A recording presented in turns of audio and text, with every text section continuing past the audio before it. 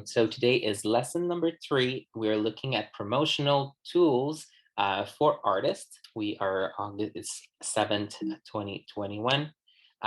We again are acknowledging that we're taking this course on the unceded territories of the Musqueam, Squamish, and Tsleil-Waututh nations. So our course objective today, so again, we always have to go back to the core to why we're doing this. Okay, so it's always important to have our big idea every time to make sure that we're always sticking to the core to why we're here. So we're learning different strategies and ways to increase visibility online and offline, okay, as artists, and to best prepare for the Vancouver Outsiders Arts Festival. There we go. So today, again, we're going to have around 40 minutes of theory, which will consist of talking about upcoming assignments and activities that we are doing for the festival. And then we're going to have much more time in workshop. So the workshop time will not be recorded, but you will have a lot of question time and a lot of one-on-one support today, okay, to follow up with some of the options that would work for you that will be presented today in the theory part. And then we're going to go back in a group share at 12:40 to see what everyone is wanting to learn about and do, to see where we're going as a group and how we can help and support each other. So today we're doing a quick review. We're going to go over the video project for the Vancouver Outsiders Arts Festival. We're going to go over your personal project. We're going to do a little exploration of different promotional tools, and we're going to get some support to brainstorm and start the personal project. So materials today is just your computer where you can watch me and a recording device if you have one. And it's not necessarily needed for today, but more if you want to start testing some video for the final project today. So our review, so we always go back to some stuff that we've done that are important, okay? So I just added that adding the grid mode will help you with the composition of your pictures and of videos. So when you take pictures, this is from course 1, okay? And that an artistic statement tells the audience about your process, okay? It's written in the first person. So basically it's like a substitute teacher for you if somebody else wants to talk about your work and your process. Where the artistic biography tells your journey and experiences as an artist, and it's written at a third-person point of view, a bit like the story of your life, basically, as an artist. And an artistic resume is similar to a regular resume, but is focused on your art. So, the video project. So, as part of the festival, it is a requirement or an activity that is always happening. I've done it in the past when I was in the Outsiders Festival as well, where you're going to create a promotional video to talk about you, talk about your process and what you're presenting in the festival. Okay, we're going to try to make sure that we make a concise video. We're not making a short film. Okay, we're making a concise video that can represent you well and tell the audience about who you are. And that video actually will be used for the festival, but you can also use this video for a lot of your promotion on your website, social media, and etc. So for the video project, what we want is we want to know who you are, what is your process, what are you presenting, and how we can learn more about you, okay? So if you look here on the screen, you're looking at some of the connections here of stuff that we've done already or things that are about to happen in the course. So when we say who you are, this is a connection to the artistic biography. So we talked last week about what an artistic biography was. Okay, so it's basically talking about you in more of who you are, your background, if you did some schooling in arts, where you're from. And now here, the tutor part is what is your process and what you are presenting are connections to the artistic statement. So last week, your homework was to write an artistic statement, or if it's not finished, it's totally fine as well, but you have more of an idea of what it is. So that's why we did it before, because now we are doing a part of a video, okay? Or if you've recorded this part already, it's great, so that way it's done, where you're talking about your process and what you're presenting. And here today, what we're talking about is how we can learn more about you, which will be a connection to your personal project. So basically, after the festival, how can you stay in contact with you? So your video project is really about, the section is about who you are, okay? So this you're gonna get as a handout as well after, but this is more me explaining each part. So the first part of the segment, so again, there's 4 segments. The first one is who you are. So you're gonna introduce yourself. You can add pronouns if you wish. You can tell us where you're from, what do you do for art, and basically when did you first start being active as an artist? And you can talk about your past experiences. So work, schooling, career highlights, past showcases, and your current showcases or projects. If you don't have any, it's fine too, but you also have the Vancouver Outsiders Art Festival. So in my first video, it doesn't have to be 10 minutes. If I give an example for myself, it would be, hi, my name is Ollie. I'm from Montreal, but I live in Vancouver. I'm a visual artist. I started becoming active as an artist in 2005 when I studied art in Montreal. My past experiences are going to art school in Montreal, going to school as to become a teacher at Université de Montréal and McGill, my studies in media studies at UBC. Some of my career highlights are to be a cultural ambassador, to work with the Vancouver Biennale, and to be an instructor at Community Arts Vancouver. And my current showcases are in galleries around Vancouver, let's say. So you see, it can be just to the point. You're not going on about like your full life story. It's about 30 seconds, okay, about you. So your video project, what is your process? Okay, so in this section, you will use more of your artistic statement to tell us about your practice. Okay, so your introduction, state your medium you work in and incorporate the what and why of your work. So this is exactly taken from your artistic statement.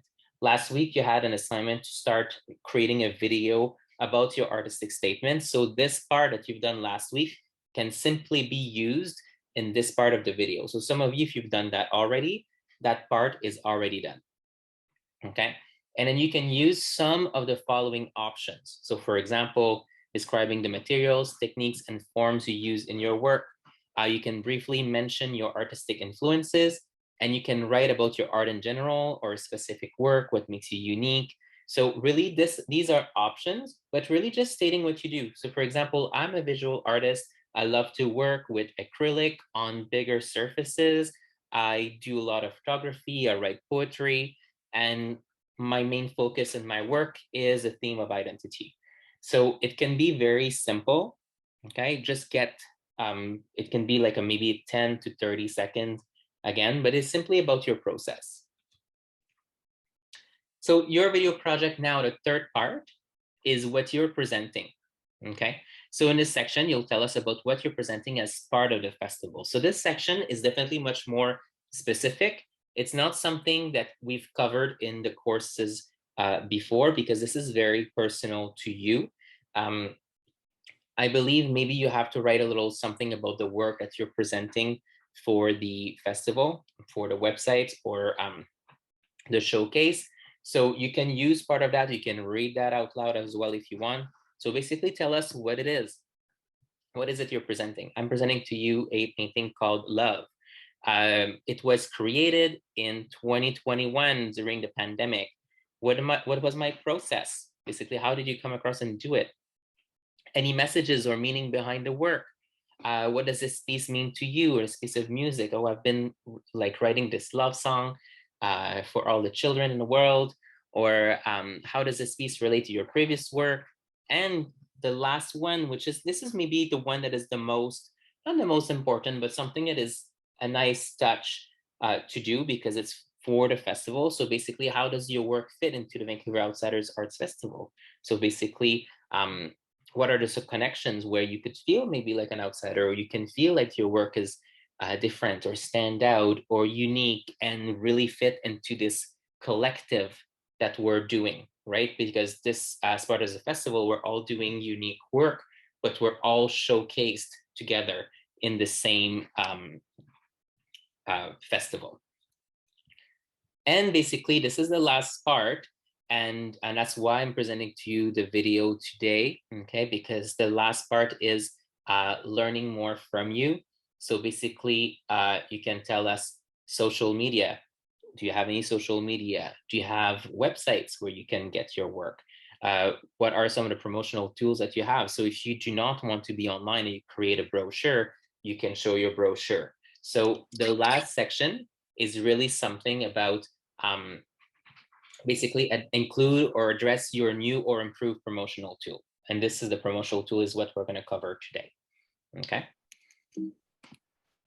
So if you look at a bit of in a timeline to make sure that you're on track, okay, so writing an artistic statement was covered in class and course 2. And right now, like if you're up to date with your assignment, this should be done, or not fully done, but at least you should have a good draft that like it can still help you, or the team can still help you polish. Choosing a personal project will be today at course 3. So by the end of today, you should have an idea of what you want to work on. And organizing the sections for the video, make sure that you have everything lined up, not necessarily recorded, but just having the information of what you're going to talk about in each sections. I would suggest that in a week from now, August 21st, okay, is something that you should do. No, it's actually 2 weeks from now, actually, sorry. And rehearsing your section and start filming by August 21st. That would be good if you can start doing that. Again, we're not looking at having a complete video by August 21st because the video editing will be done on course number 4, which is also on August 21st. So next class, we're actually focusing on how do we edit a video? How do we film a video? So basically having all of your ideas thought about in the next 2 weeks, so you know where you're going. So then by the next class, you're ready to listen and learn about video editing and image editing. So how we can put this video together. So by September 1st, you're able to have your video completely done. So we can present your videos on September 4th in the final class. And these videos will be then used by the team to promote the festival. So here we go. I'm going to see if there's any questions in the chat. I don't know where I can go with that, or if somebody in the team can let me know or read some of the. There's no questions so far. No questions. There's no questions? Okay, perfect.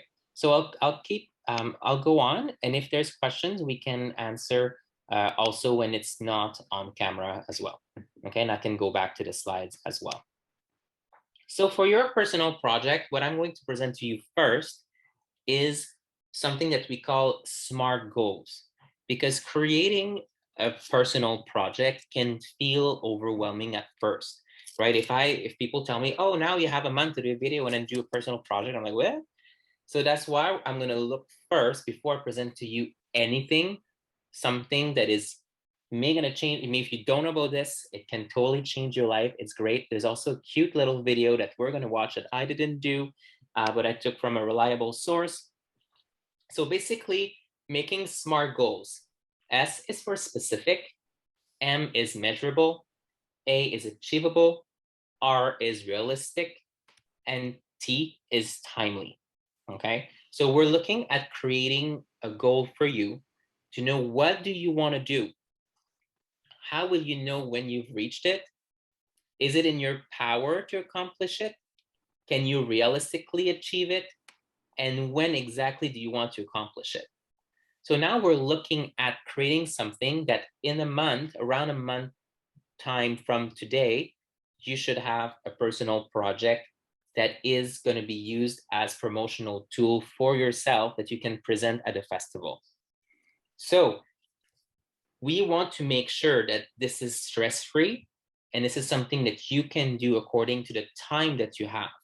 So if you say, oh, Ollie, I have half an hour a week to put on this, or I have 10 minutes a week to put on this, or I have 5 hours a week to put on this, then we need to make sure that you pick something that you will feel a sense of success and that you can do.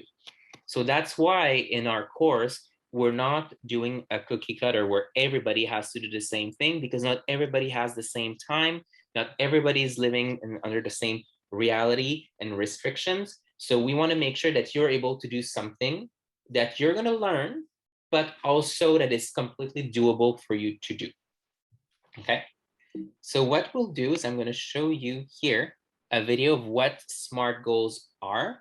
Okay, it's actually, it's very interesting. So it's going to resume a bit what I've said, but it's going to be done in a much more visually appealing way that may make more sense to you.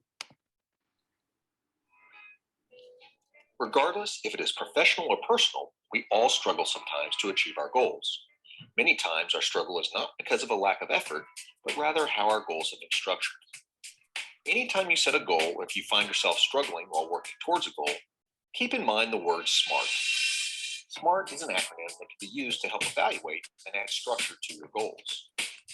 SMART stands for specific, measurable, actionable, relevant, and time-bound. SMART begins with asking yourself the degree to which a goal is specific. This is arguably the most important part of establishing or evaluating a goal. The less specific a goal, the more difficult it is to determine how long the goal should take to complete or how to measure success. Consider the difference between a goal to get healthy versus the goal to lose weight versus the goal to lose 10 pounds. The goal to get healthy is much less specific than a goal to lose 10 pounds. The next question to ask, how is the goal measured? What determines success? Some goals may be best measured by a simple yes or no, such as the goal of climbing to the top of a mountain, while other goals are better measured by using metrics such as the goal to lose 10 pounds. The key to measurement is making sure that in whatever way the goal is measured, it accurately reflects success. For instance, if you do not have access to a scale, then measuring weight loss will be difficult and less accurate. An alternative measure may be to track how many inches you have lost around the waist. But to what extent does this accurately reflect the goal? Without access to a reliable way of measuring weight, we may want to consider buying a scale or restructuring our goal. Actionable is not asking yes or no, but how will the goal be achieved? What is our action plan? Do we have the resources and capabilities required to achieve success? If not, what are we lacking? Well-designed goals provide clarity of action. If the actions required to achieve a goal are unclear, or there are a large number of actions that need to be taken, we should consider breaking down the main goal into manageable, actionable sub-goals. In isolation, any single goal is relevant, but in life, we most often are in the process of pursuing multiple goals. A common issue we face is having too many goals at the same time or pursuing the wrong goals. With this in mind, we need a mechanism to help us monitor our goals to make sure we are pursuing our most relevant goals at any given moment in time. One technique is to place goals in a matrix that looks at effort required versus perceived value of achieving the goal. Not always, but most of the time, we will want to focus our energy on low effort, high value goals. Another technique is to use the Pareto principle, also known as the 80-20 rule. Ask, which are the 20% of goals that will provide me with 80% of my return? The last thing we want to make sure is that goals are time-bound. By including a specific date by which a goal should be accomplished, it helps provide incentive and allows us to monitor progress. Consider the difference between the goal to lose 10 pounds and the goal to lose 10 pounds in 10 weeks. Simply by including an element of time, we can now calculate how much we should be losing each week, and if after 5 weeks we have only lost 1 pound, we can revisit our action plan. Be wary of any goal that is open-ended, such as the common goal to learn a foreign language. Last, it is important to reinforce that goal setting is not an event. It is an ongoing process of action, evaluation, and revision. It is not about lowering goals or standards to ensure success. It is about recognizing goals are dynamic because life is dynamic. We do not live in a static world. Life happens. A goal that is relevant today may be irrelevant tomorrow. When using SMART, stay flexible and motivated by setting aside time to reevaluate your goals on a regular basis.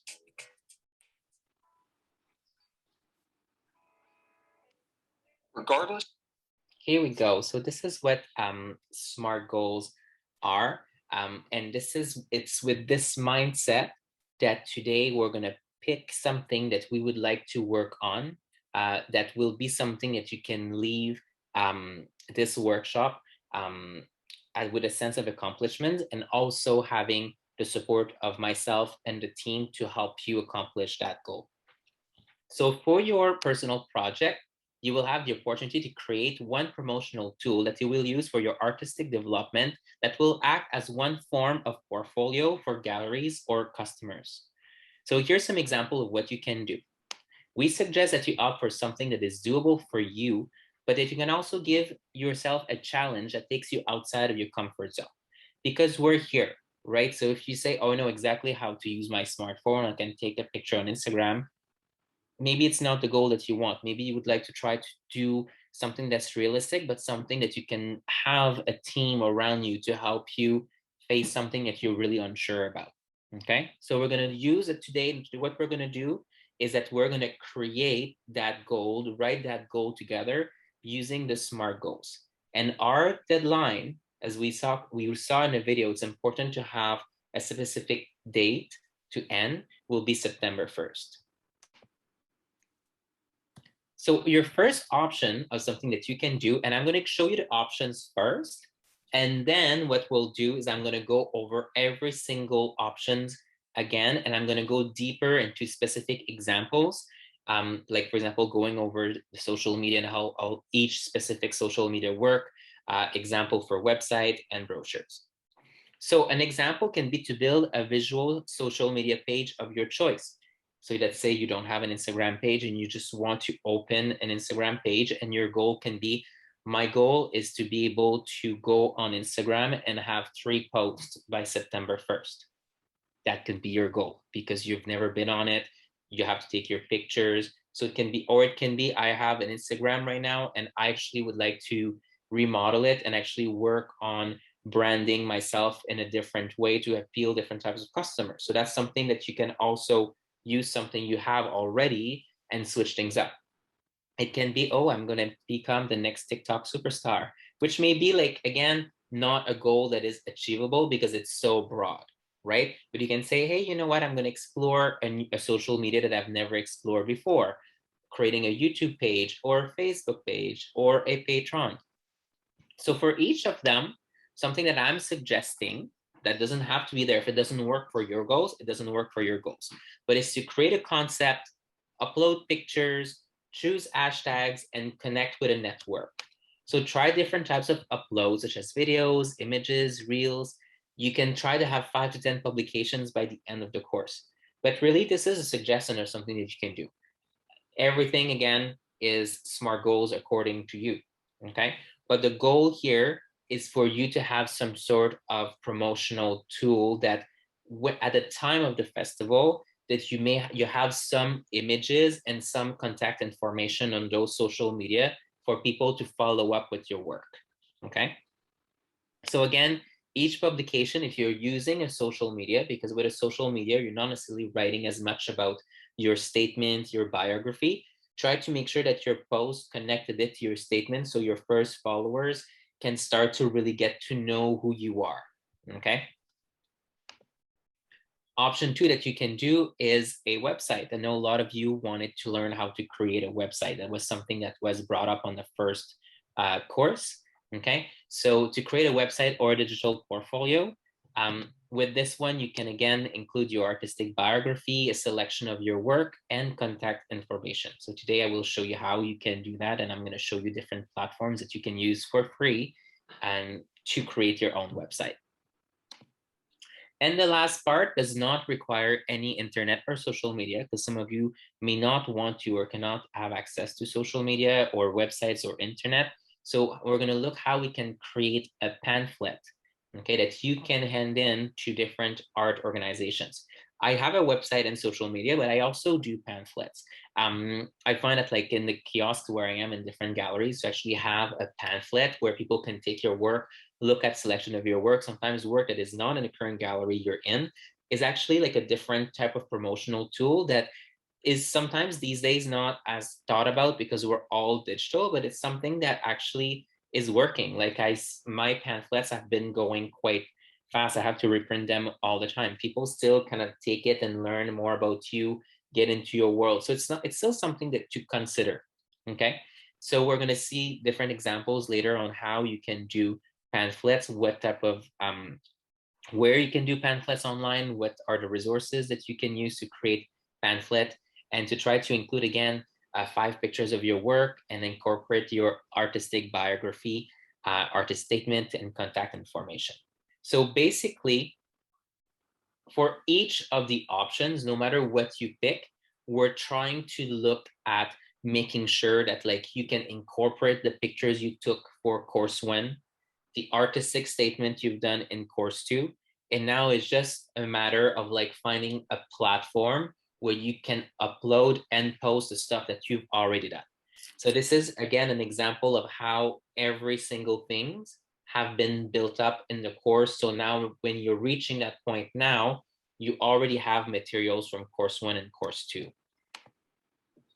So again, you see so far, you've taken pictures in course 1, you've written an artistic statement in course 2, and now you will use the material you created or create new material if you decide to change what you've done so far and incorporate it into a format that will be a good promotional tool for you at this time, knowing that you will get support from the teams while making sure you stick with a SMART goal.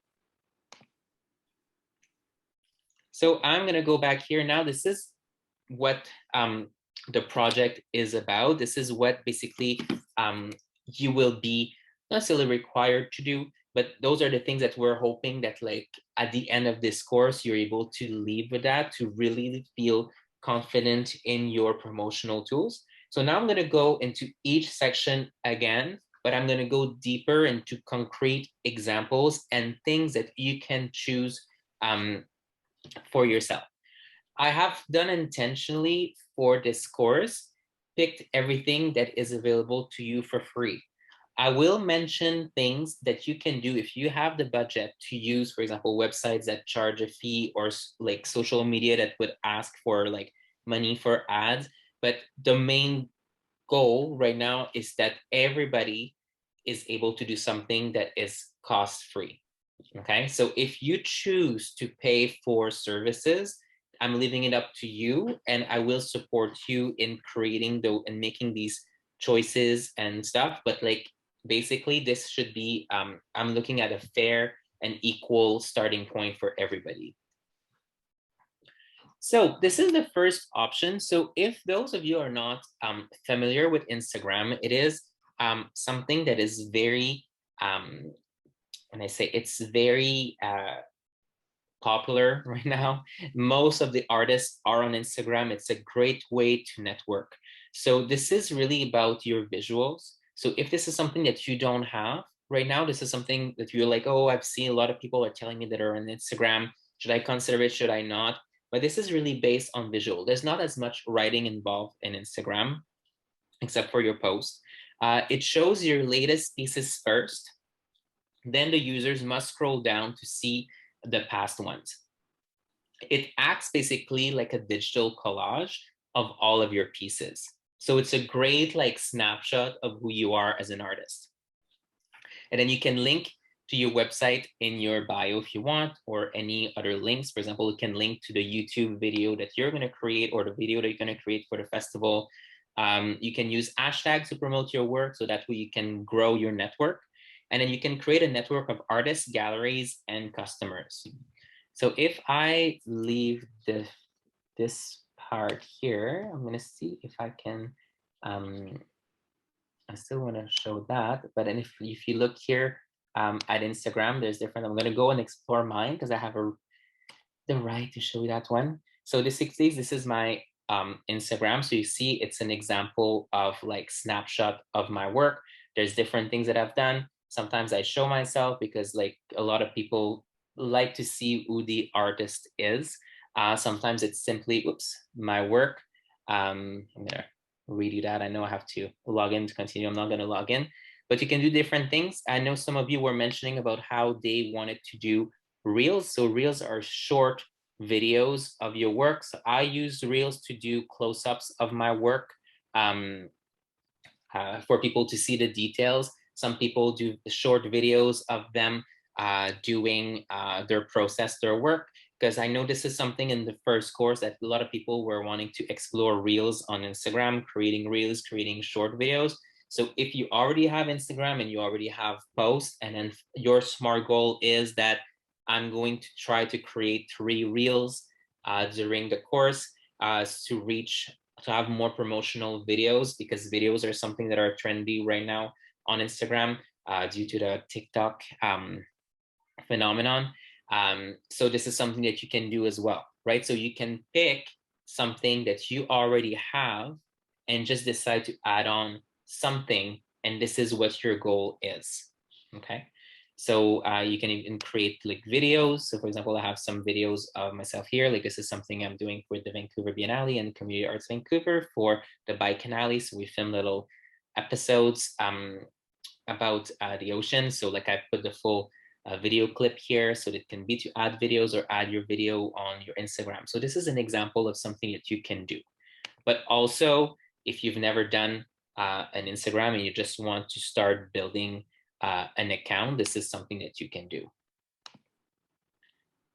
So on the next slide, there's Pinterest. So Pinterest is a different one. A lot of people, like I know when I used Pinterest at first, it was more to save, I call the foods that I want to try to make.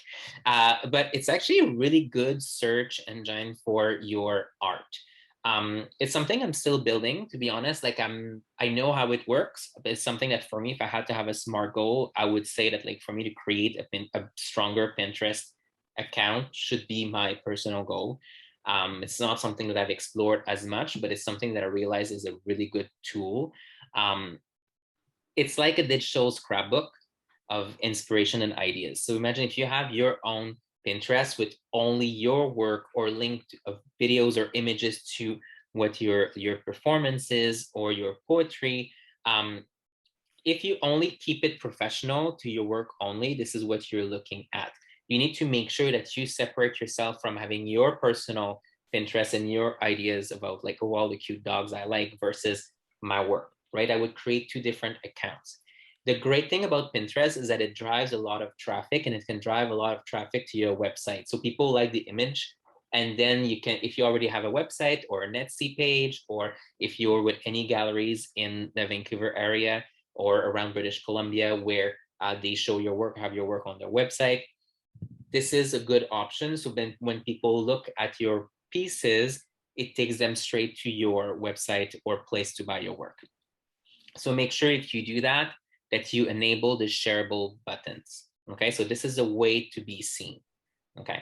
Oh, and this is again something else I'm going to mention. In course 5, I'm going to go over everything that has to do with privacy and online privacy. So if you don't really know how to go around copyrights, making sure nobody steals your work, what are your rights when you put your work online, this is something that we're going to cover in course number 5.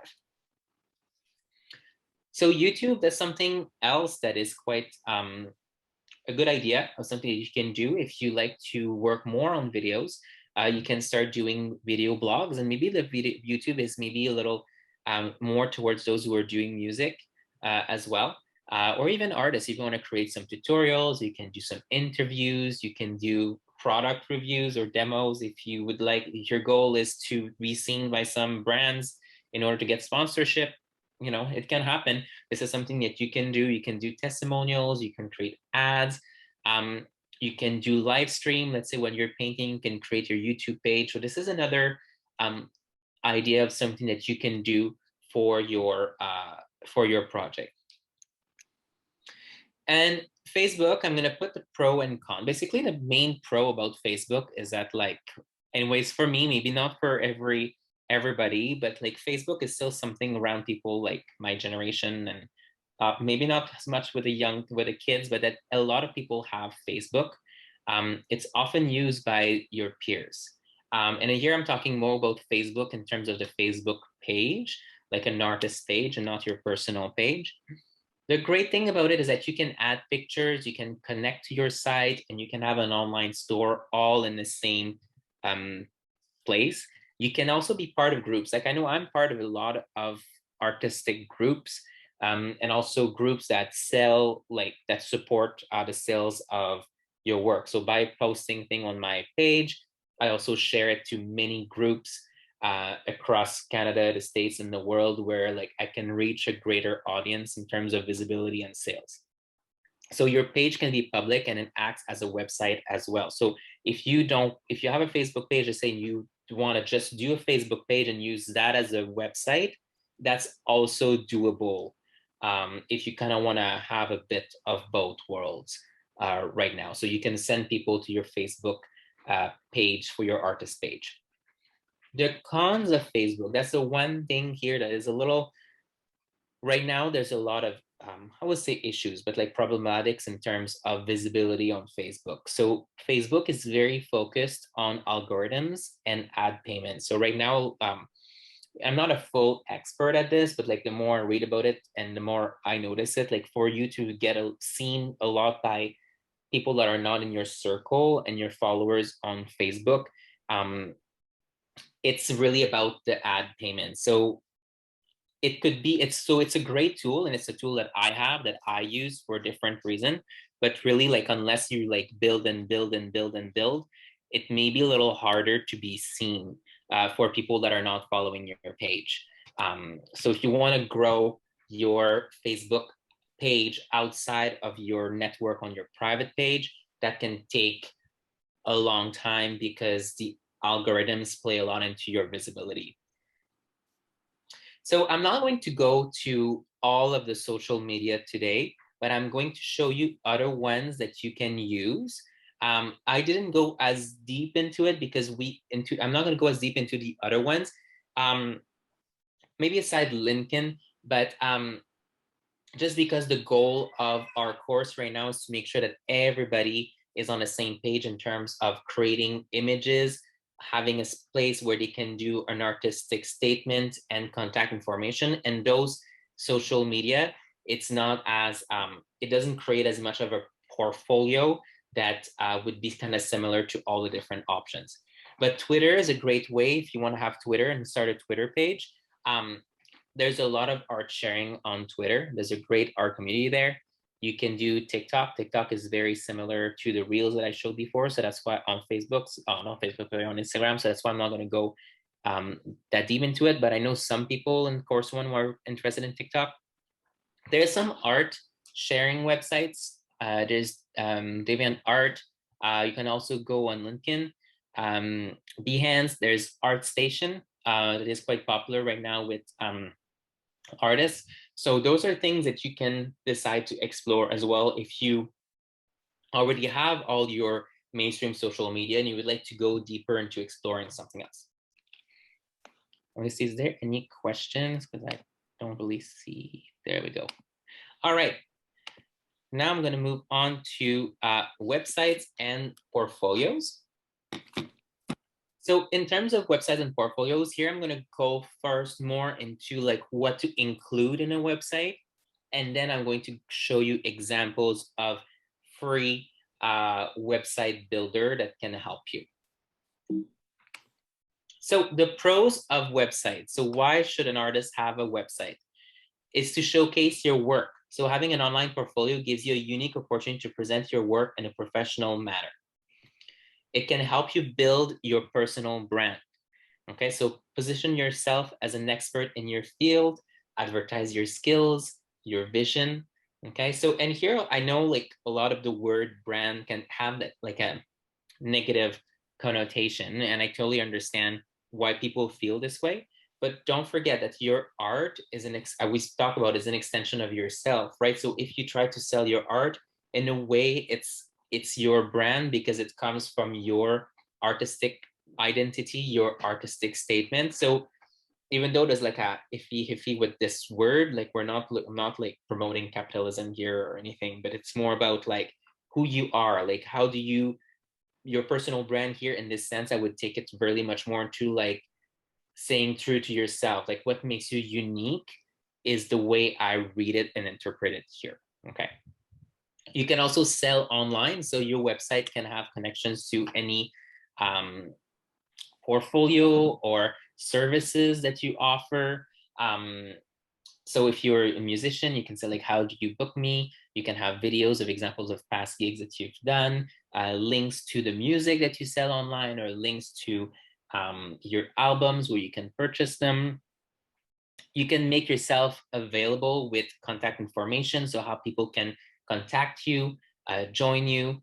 So basically, it's kind of like even more than a resume. So whenever you do a resume, we talked about an artistic resume last week, you can add the link to your website on your resume, and then people can have access to a greater range of visibility for you as an artist, to like your entire portfolio, to your past work, to like connections to press releases, to news articles that you were part of. So it's really like a very cohesive portfolio basically that you can give to galleries or potential customers. So what to include on websites, okay? Your name, make sure that your name is there, or your artist name, right? So include your name in the website URL if possible. So if you go, let's say by me, by Ollie, like maybe your website shouldn't be like catsanddogs.com, right? So make sure that like your name, how you name your website, is really true to what you want to showcase the most. Don't forget, again, your name is your brand. Again, is what makes you unique, is who you are. You can also create a logo if you want, or put a picture, right? So like for me, my logo is, it's not really a logo. Like I have a picture of me like holding a paintbrush and it says like my name next to it. So like I put that same logo at the end of every reel I create to my Instagram, so people recognize that. And I also use the same font. I'm going to talk a little bit about that after, but like the same font every single time I write something, so then people can make the connection with my work in that specific font. I would include a gallery. So include like a high quality images of your work, and refer to the photography techniques that we've studied in course 1. So if you've done like about 5 pictures so far, you can use those pictures of your work to put on your website. Okay, so like the better pictures, the more professional you will look. Okay, but don't over stress about it. You can always, the thing with your website, it's a work in progress. So if you start and then you don't like, you're not too sure about your picture, just start with that and change them after. Okay. So a store, that's, if you want, you can add a distinction here between the elements on sales versus the elements in your portfolio. So make sure here again that like if you have a portfolio section, maybe some items in your portfolio are not for sale, right? So like find a way to make those two elements different. You can add your artist biography and your artist resume, your artist statement, and make sure that you include some contact information.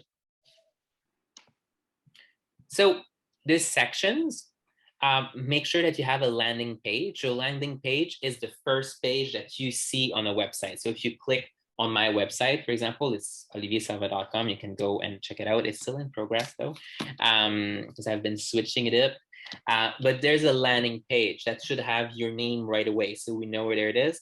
And you can use the visual, especially for artists. It can be a single artwork, it can be like the artwork that stand out.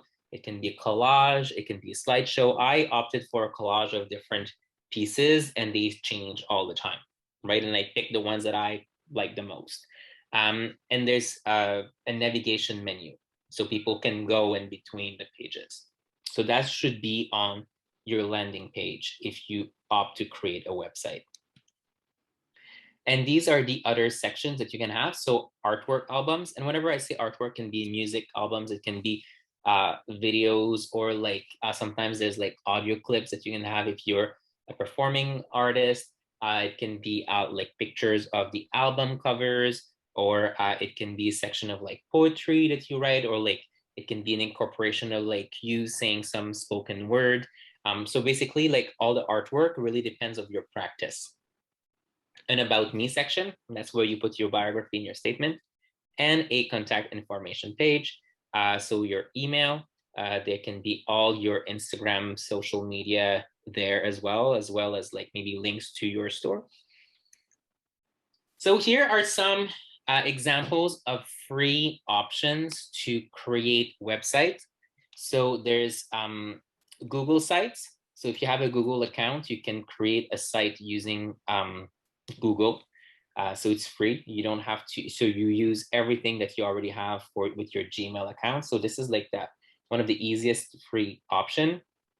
There's Wix, there's Weebly, and there's Jimdo. So I'm gonna leave the presentation and I'm gonna show you each of these platforms and a bit kind of how they work. I'm gonna do an overview because I know that everybody is gonna be interested in that. So if you are interested in these websites after, I'm gonna go more one by one with each of you and guide you in these platforms. For sure, it's free, but it doesn't always come with some like all of the elements, right? So Google sites, let's say Wix, Weebly, and Jimdo, you'll not have your actual like domain name when it's free, right? So if you're okay with that, if it doesn't matter for you to have like google.com/Olivier, then you don't have to have a domain name. It's not something that you need right away, as long as you have a link for people to see your work, okay? And a free option will provide that for you. So this is with Google, okay? So this is the interface with Google. So I just created something here called Ollie's Art. So if you want to go on here, so if you look at here, oh, this is not my, it is on your, there's the option usually when you go on, let's say if I go here on Google, here usually you have your little dots here, and then sites should be in one of those. Okay, so you click on Google Sites, so go right here, sites, and this is how you get to building your website. So if you have here, you have your account, and then you can pick any site that you can create. So here, there's the one I called Ollie's Art. So you can click, for example, blank, have a new one. It's going to show up. So then here you can click, it's very user friendly. Okay, so if you've never built a website, this is very, you just click on things. So the site name, I'm going to call it community. You can call your different page, can be like, again, community. And then you can add anything that you want from here, right? So you can add text box, you can add an image, you can go on your Google Drive here and look for pictures that you already have on your drive to add something. You can change the layouts if you want, you see, and then here you can click plus and like select an image from your drive, from YouTube. And then whenever you're done here, you can look at, you have different pages. So this is your landing page, so your home page, okay? And then you can add a new page. You can call it album, as we talked about before, like album. And then here you can add all your pictures album for your artwork. You can also add links. So for example, if this isn't so you have a link to another website, you can add a link to their websites. For example, you have an Etsy store, you can just add, you can call it like Etsy, and then add your link to the Etsy store. So like your website will take you directly to the store because Google doesn't have an incorporated store. So basically, that's how you go on about this one. You can change the theme if you want as well. So if you'd rather have like this theme, if you like it better, for sure, they're limited in the themes that you can pick and the colors that you can pick because it's a free site, but it's the easiest way for you to have a site fast. And then whenever you're done, you click publish like this, and then your website is going to be sites.google.com, and then creative, that's the name of my company. So that's why I have my creative account here. So here it would be your name and then /community. And then you can click publish. And then now this website is already on the web.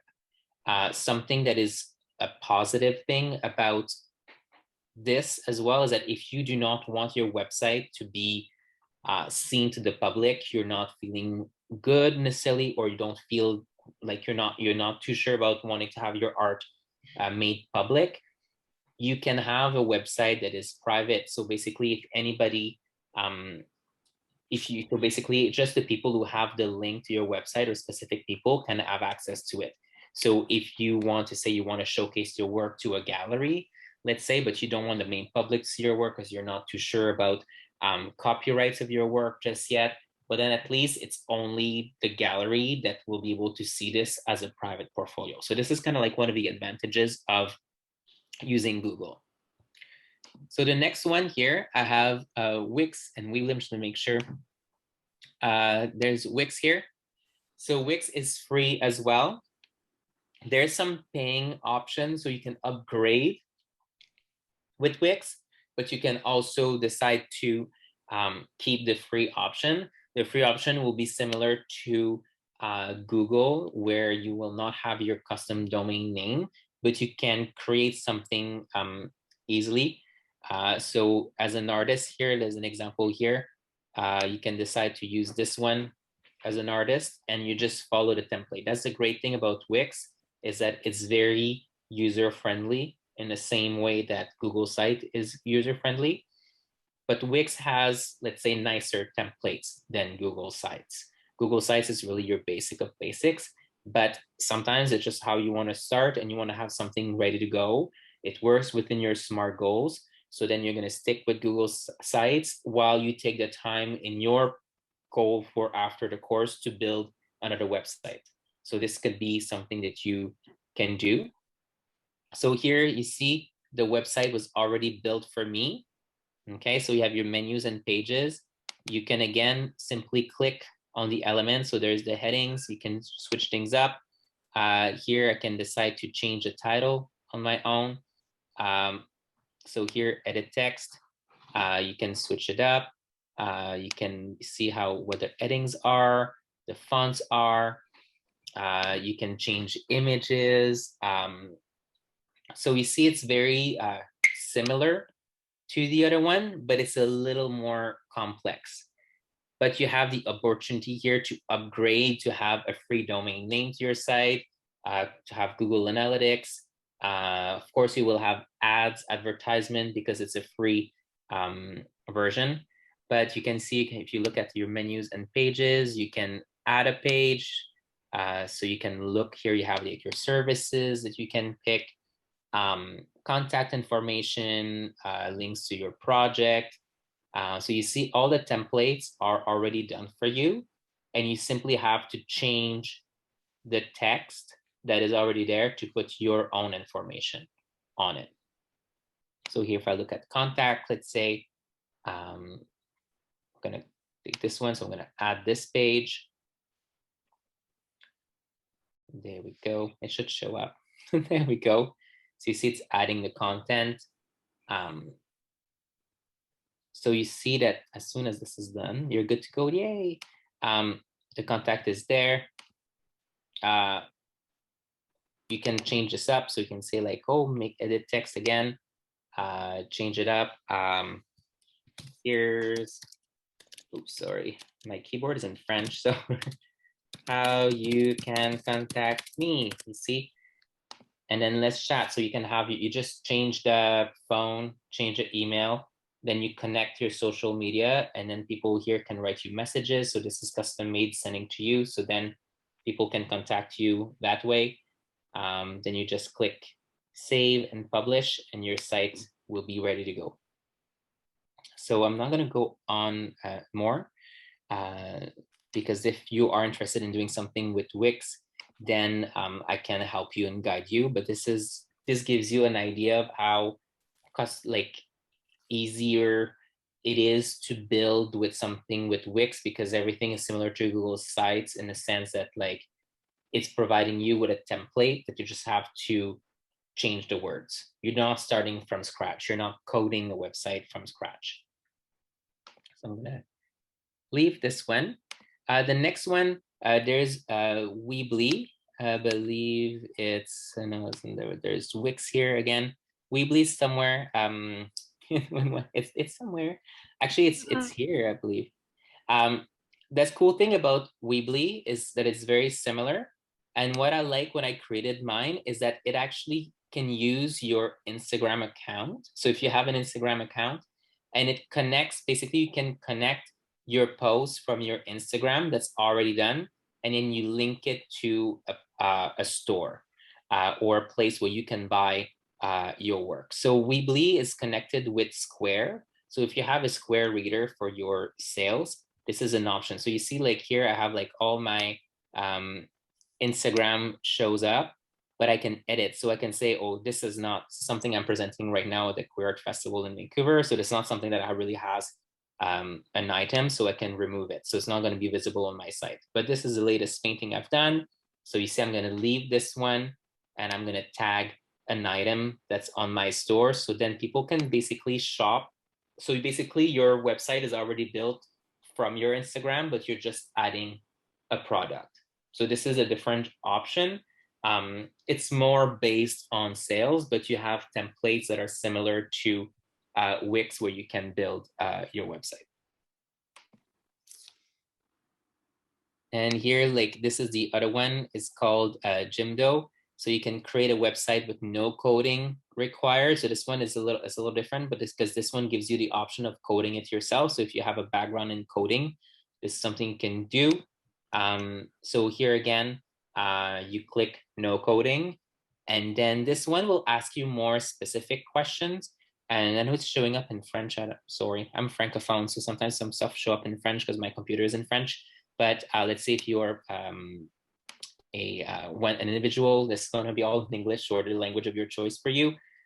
You can just follow here, and you see it's giving me the options of like saying like, hey, is this one of your address? Like I don't want to have my address, so I'm not saying this. So do I want to create a website to show my work here, do an event, do online reservation, be recruited, sell online? So those are some examples that you can do. This one is giving you more steps first and narrowing down your needs first before you start building. So this is I'm not going to go on to like the whole process because we'll be here until 5 o'clock tonight. But this is a different, if you want to try something different that's going to give you more options and guide you to the options of what to choose, Jimdo is a good one for you. Here we go. So I'm going to go back into my presentation here. I'm going to see if there's still nothing in the chat. So again, I would recommend, the two that I would recommend for you if you want to start and you don't have as much experience would be either Google Sites or Wix. Wix will give you the option of upgrading if something that you want to do later and give you maybe more of a professional look to your site. But same for Weebly, but Google Sites is great. It's maybe the easiest to start with, but it doesn't give you as much of it gives you very much of a basic of the basic. If you are choosing to do websites for creators that are paid, there's different one. There's Squarespace. Squarespace is actually the one that I'm using myself. So if you go on my website later, you can see what it looks like, but it is not as customer friendly than the ones that I've showed you before. It's not, it is customer friendly, but it definitely has a little more, it's not as easy to navigate the option. There's a lot of people use Shopify, there's Pixpa, there's Format, and there's Vogue or Vogue, sorry for my accent. Yes, I would like to do a website as I would like to build my own after. Great. You see, I think a lot of people want to do websites. They don't know where to start, but they want to have something right away. So Google Sites is a great way to start, or Weebly and Wix. And now with your brochures. So if a brochure is something that you want to do, and this is my last 2 slides before I go on to more one-on-ones. So to do a brochure with Word, so if you have Microsoft Word, is a great way to do a brochure. So this is, you just open Microsoft Word, you search brochure, you select a template that's already done, you customize the brochure, and then you go save as and name it. So it's very similar. So I don't know if you've used Word before, some of you may have, may not have, but if you've used Microsoft Word before, it's very similar to writing a blank document, but you choose brochure instead of choosing blank document. So it's the same steps. If you've never used Word before, just let me know. We can guide you into learning how to use Microsoft Word. So other options for creating, there's Pages, which is the option. This is it's not similar to Microsoft Word, but it is. It's like the Apple version of it. Something you can use Adobe. I use Canva quite a bit, actually. So if I go here and I go onto my Canva account, it's great. I click here to create a document, create a design. Again, sorry for the French part. Ooh, there we go, brochure. It's free. Canva is free, and it comes with a lot of templates and things that you can use. So here you can use from travel brochure to a sales brochure, a spa, medical, college, photography. So maybe photography is more closer to what I would do. So I would like to have, let's say, I don't know where it is. Let's say this one. I like it. Apply to both pages, so I have both. And then here, basically what I do is I just upload my own pictures and change it up. And then in the end, I just change this. So for example, here I have Astrid. Astrid is not me, so I'm going to say Ollie. And if I want to change up, I can look for my uploads, the picture that I have the uploads. I can use photos that are already on the site, so I can change it up. You see, you have access to a lot of pictures. See, I just change it up by simply dragging the picture. Okay, so if you have your own here in the uploads, you would have your actual own art that you can upload and then just drag on your own images and change here your portfolio. You can write about it. Your, like, say, team can be about me. Your statements, you can put bits of your statement to have like your statement here and the other side of your artistic statement written there. So this is also a very convenient way to, let's say you want to switch this one up here, to do a brochure. I love Canva because I actually use it to create also all of my Instagram posts. So if you're interested in, like, if you know already how to use Instagram, but you've always not been sure about like how to promote your Instagram or how to brand your Instagram or YouTube, this is what I use for every single post. I create everything on there, and then you also can create your own brand kit. So like all my fonts that I use all the time, as talking to you before, all my colors are already there. So whatever I create, my actual colors show up all the time that I want to use. You also have access to a content planner. So if you want to, let's say, like a lot of people like, oh, I don't have time to do posts. Like, oh, Ollie, how do you have time to do all those posts? But basically the story is I pre-plan when I'm posting. So I just select a channel. I want to put it on Facebook, let's say, schedule post, and then I get to pick. I'm not going to go through all of that now, but I get to pick when I want to post it. So I know this is a little sidetrack from what I was talking about, but like Canva definitely is something that I would use. Maybe not at first if you don't know how like Instagram works or a website works right away, but it's definitely something that can help you create good pictures and create good content in a very customer friendly, so if you're like, oh, I don't know how to use Photoshop and I'm thinking I need to use Photoshop to edit my pictures, well, Canva is going to do it for you in a way easier way, and it's free. You can upgrade, of course. Canva is going to give you more images and more content, but if you're using your own content as an artist and wanting to showcase your own work, then you don't necessarily need to have all of the options. So here we go. So I'm going to go back here. So what to include in your brochure? Okay, so make sure that you have a cover page. So your name and your logo, like a eye-catching image. Look at an artistic statement. So make sure that your statement is there. Maybe you can shorten it at some point. Having a contact page, add a lot of images, and sometimes a call to action. Like sometimes like call to action is more like, buy my music. My music is now streaming on Spotify. So if you want to do a brochure to sell your music, let's say, or sell an event, make sure that it is clear for the purpose of your brochure. If you have, for example, for me, I have like brochures of my work just to show an extension of my catalogs. My call to action is more like the different links of where you can buy my work that go beyond what people can see at a gallery, right? So sometimes it can be, hey, here's all my work at the gallery with more of explanation of what you see on the wall. Or it can be like, hey, if you like what's on the wall, but it's not what you want to buy, I have more, and here it is. So it's basically more your own goal to why you would want to have a brochure as a promotional tool. Does Canvas also link to websites? I believe so. No, Canvas, I think you create your content and then you add it onto your website. So Canva is more of a content maker. It's not like it's not a website. So if you want to create a brochure, let's say that is not a website, then you can do it. I don't know if they have a website option. I would have to look more into it. So always consider for everything that is obviously from a website or a brochure, the fonts, making sure that you have high quality pictures, and what is your purpose? Okay, if your purpose again is to sell, you create a website about selling. If your purpose is just to have an online portfolio, which is nothing wrong with, you just create about your online portfolio. So make sure that you stick, because it's easy to go and do many things. My suggestion to you again with a SMART goal is go simple to something that's realistic, and then you can add on to different goals in the long run. So now we are arriving at the workshop. Actually spoke a little longer than I thought. So the times will be a little different.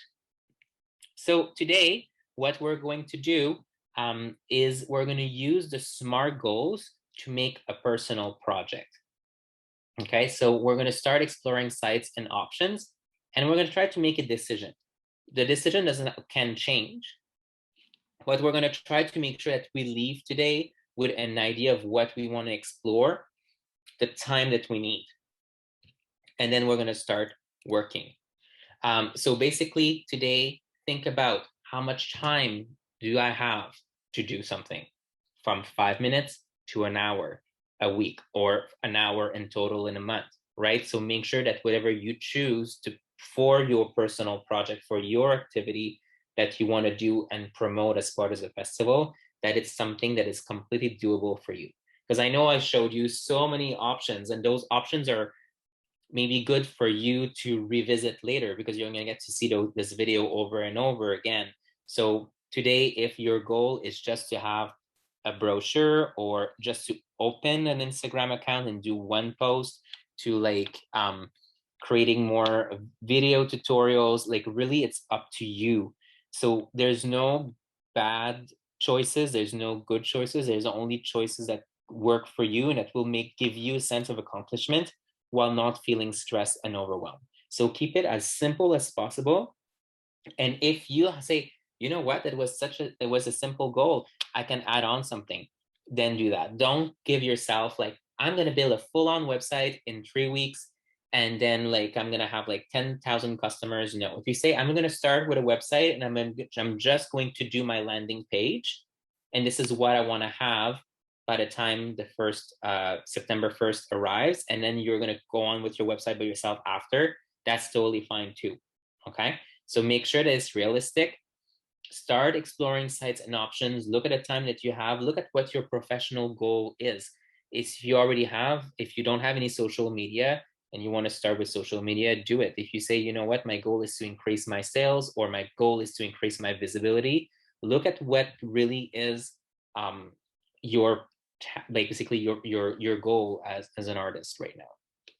And then we're going to try to return like with 12:40, so maybe 12:40, 12:45ish, where we can see who's working on what, because then maybe after we can have like smaller sessions later, or like small groups. Like if you have a question, and many of you are doing a website, let's say I can say, hey, like on Wednesday I'm going to do a little meeting where all of you do websites, so I can like maybe like group people are doing things similar, or like create group chats with people that are doing things that are similar, so we can really help each other out.